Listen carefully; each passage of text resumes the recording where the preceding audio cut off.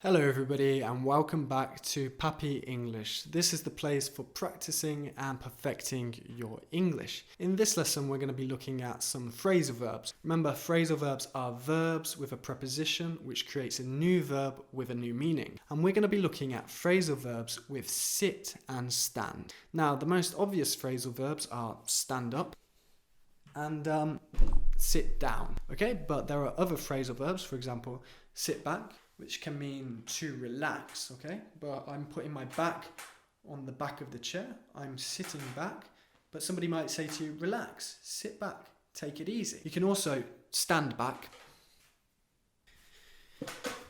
Maybe somebody asks you to stand back to make some room. For example, you're at your office and they're trying to bring through a big table with a massive plant and a huge computer screen, and they say, everybody stand back, clear the room, make some room, stand back. You can also sit forward. So maybe if you want to really pay attention and listen to this lesson carefully, you will sit forward and pay attention. Okay, so let's move on to some more difficult phrasal verbs. The first one is to sit something out. Now this means not to participate. For example, this weekend my friends are going to a theme park. You know what a theme park is? It's one of those places with like all of the roller coasters and the rides, the Ferris wheel.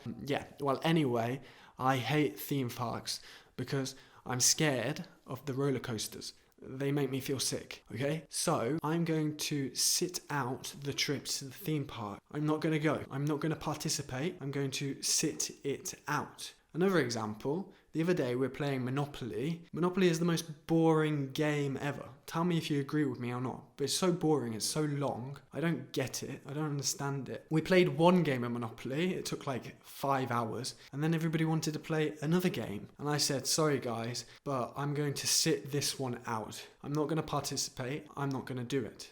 Another phrasal verb is to sit through something. Have you ever sat through a really boring lesson? Okay, so to sit through means to stay, sat down obviously, until the end of something, often because it's really boring. Okay, so sit through a lesson, sit through a meeting, you're not really doing anything, you're just listening and falling asleep basically. Or, for example, sit through a musical. I don't know about you, but often when I go to musicals, they're like singing and they're telling the story through the song, but I can never understand what they're singing. It's really difficult. Because I don't understand it, I get bored. So I have to sit through this musical that I don't understand, and I cannot leave because it's rude, so I have to sit through it. And the next one is sit around. You can say sit around or you can say sit about. It's the same, and it basically means to sit down and do nothing. So somebody can say, you have been sitting about all day. You have been doing nothing all day. Stop sitting about. Stop doing nothing. Sometimes when I have a day off, I like to sit around, okay? I like to just watch some TV, eat some food.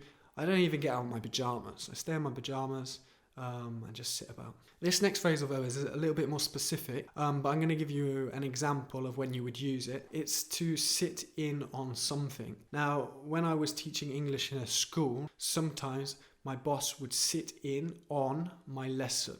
So they would come into my lesson, sit down and just watch me. Okay, watch my class, watch how I was teaching, and then afterwards we'd talk about the lesson. This is to sit in on something, to sit down and watch and observe. Okay, let's move on to some phrasal verbs with stand. And the first phrasal verb is to stand for something. To stand for something means to represent an idea or a belief. For example, you might stand for human rights. I hope you stand for human rights. I hope you believe that everybody is equal and that we all deserve equal opportunities and all of that.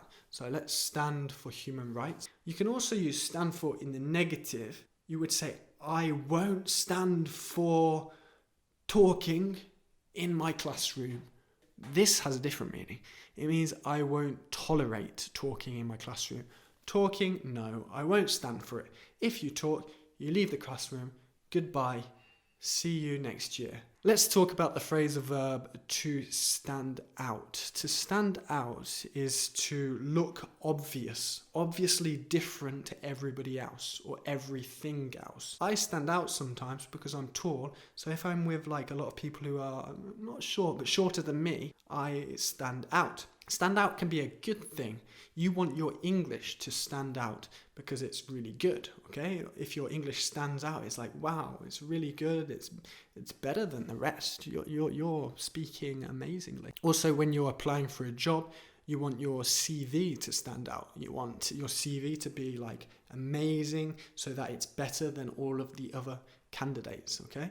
Another phrasal verb is to stand up for, which is to defend and support somebody. So, for example, somebody might say to you, your English is bad, you have an accent, it's broken English, your pronunciation is awful. I'm going to stand up for you because you speak your own language and you speak English. This person probably only speaks their own language and you're doing really well, and they shouldn't even have an opinion about it. So I'm going to tell them to shut up, and I'm going to stand up for you. I'm going to defend you.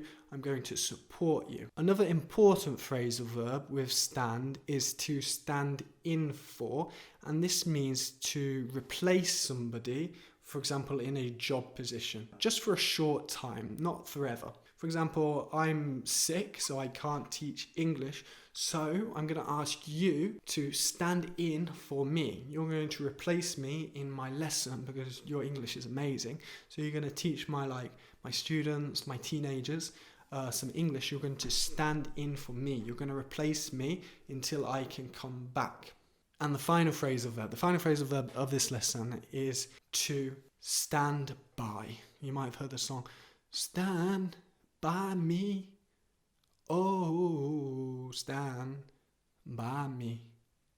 Won't you stand? Just stand. Stand by me. Darling, darling. To stand by somebody means to support them, to stay with them, even though they're going through a difficult time. I watched the film the other day. Good film, actually. You can watch this. It's a good film for your English as well. It's called 50-50, and it's about a young guy, like a guy in my age, who has cancer, and his girlfriend stands by him. She supports him. She looks after him, even though he has a problem, but only at the beginning. At some point, she cheats on him. She goes off with another guy. So then she doesn't stand by him. But at the beginning, she stands by him, which isn't really enough, but that's a good example. So remember, I'm going to stand by you. I'm going to help you learn English. Even if it's difficult, even if you have problems, I will be here, standing by you. And on that note, I think we'll finish this lesson. Thank you for watching PAPI English. Hope you learned something new. Make sure you check the longer version of this lesson on the PAPI English Podcast. You'll find it in the description. Thank you for watching, and I'll speak to you guys in the next class.